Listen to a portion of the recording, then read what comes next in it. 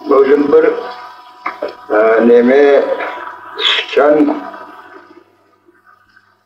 arabası iki konudun araba netken mingen arabasına keteyken son bir yerde bir çobanlar askeri. Selamünaleyküm çoban ağam diye. Aleyküm selam diye. Kada kedesin kokvakanım diye. Ana özüme akaya kadar çıktım diye. Men alayım da sen diye. Alırsın beni ama nenem bakacaksın diye. Bir koy soyarım diye. Etin mayının bakar. Yok diye. Kusura çıkım dokuk, etin çıkım dokuk diye zar varmayın diye. Beni arabalı kene, kâma, kaçya tokalıp kedi. Kedi bir tuvar çıkan askeri.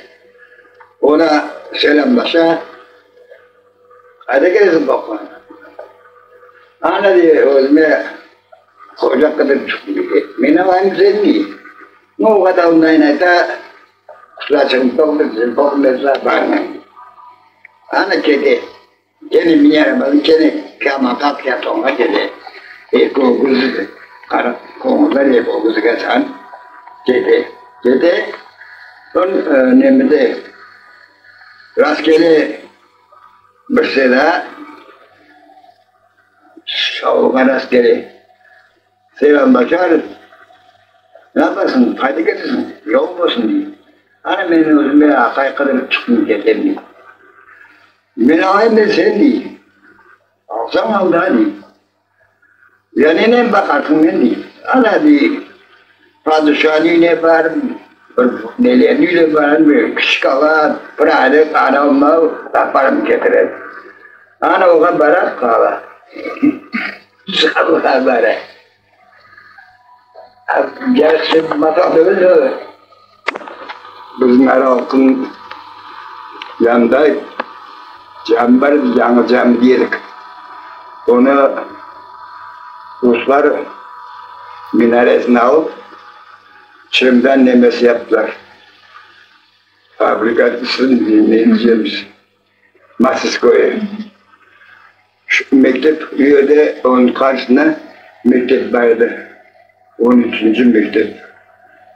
Osman Hoca direktörüydü. Familyasını unuttum. Adı Osman'ıydı. Son vakıf niyeti diyelim. Son vakti biz bozuluk sebebi var idi.